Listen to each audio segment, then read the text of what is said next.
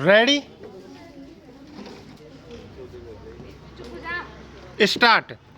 सभापति महोदय, हमारा संविधान व्यक्तियों के विभिन्न अधिकारों का निर्देश तो करता है, लेकिन दायित्वों का उल्लेख नहीं करता। कुछ दिन पूर्व एक व्यक्ति मुझसे मिलने आया। उसने मुझे किसी और देश का संविधान दिखाया जिसमें नागरिकों के अधिकारों और कर्तव्यों की भी एक लंबी सूची थी।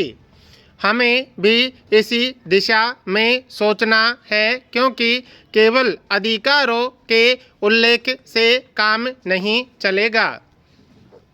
महात्मा गांधी ने हमें आरंभ से ही यह सीख दी कि कोई भी अधिकार जिसके साथ कर्तव्य संलग्न नहीं है अस्तित्वहीन है। इसलिए हमें सोचना है कि किसान के कर्तव्य क्या हैं। उसका पहला कर्तव्य है उत्पादन बढ़ाना। उसे अपने चारों ओर के उन लोगों की भी चिंता करनी है जो उसकी अपेक्षा ज़्यादा गरीब हैं।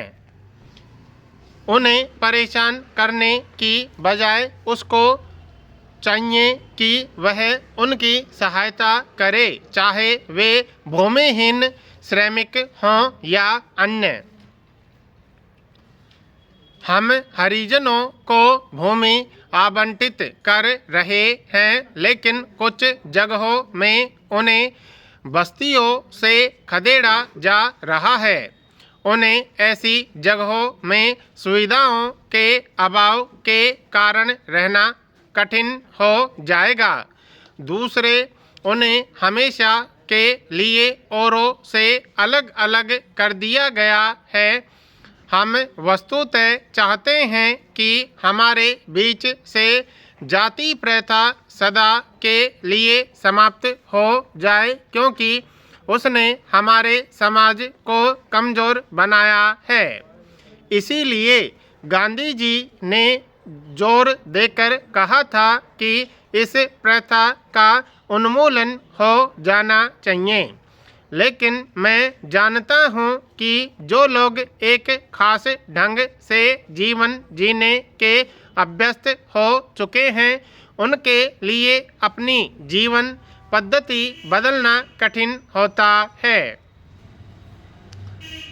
जिस देश को किसी चुनौती का सामना नहीं करना पड़ता, वह ढीला ढाला बन जाता है और उसके लिए अनेक समस्याएं पैदा हो जाती हैं।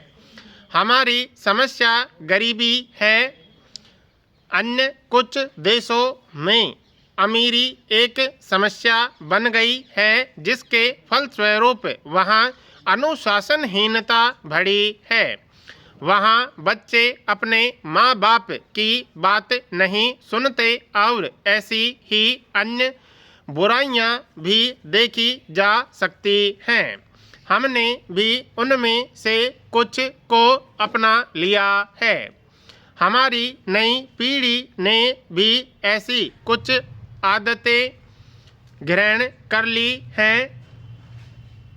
अब जैसा कि मैं कह चुका हूँ, जब भी हम कोई नया कदम उठाते हैं, कोई नया कार्यक्रम शुरू करते हैं, तो उससे कुछ अच्छा परिणाम निकलता है, लेकिन कुछ समस्याएं भी उत्पन्न होती हैं।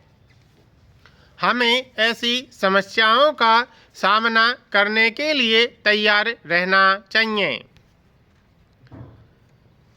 सभापति महोदय, जब हम गुलाम थे और गांधी जी दक्षिण अफ्रीका से भारत आए, तो मुट्ठी भर लोगों को छोड़ शेष सभी देशवासी दमन की भावना से ग्रस्त थे।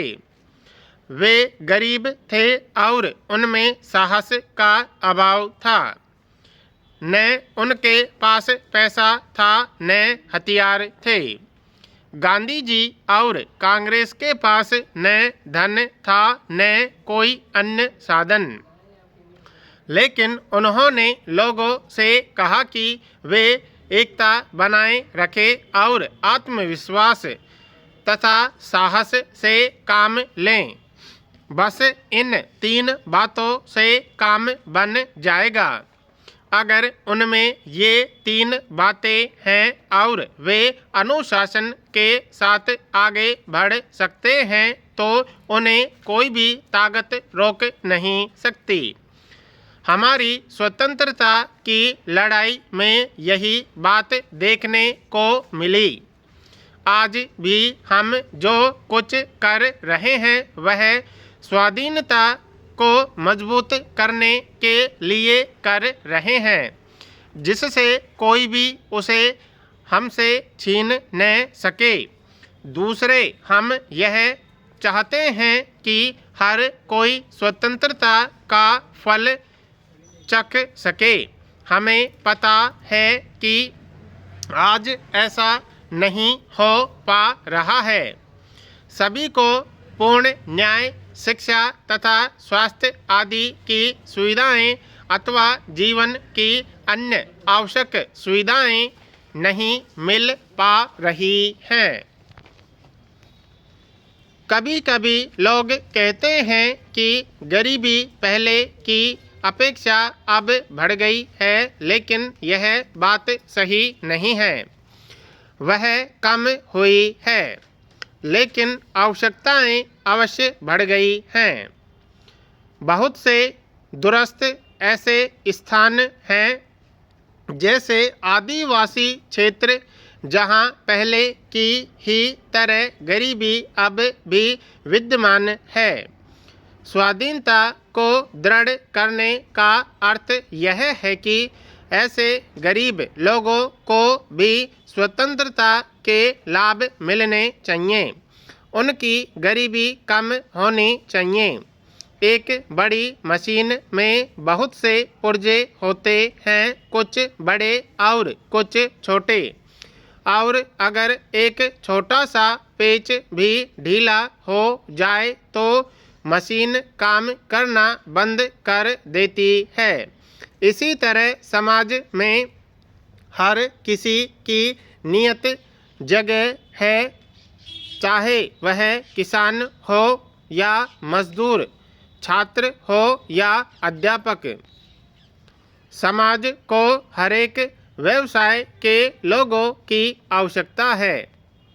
जब हर कोई अपना कर्तव्य ठीक से करता है तभी देश आगे बढ़ता है। इसलिए हमें जीवन की प्रत्येक घड़ी में सावधान रहना है। हम मनुष्य हैं और इसीलिए हम में मनुष्योक्ति कमजोरियां भी हैं। इनमें कुछ तो गरीबी की उपज हैं और कुछ दास्ता की।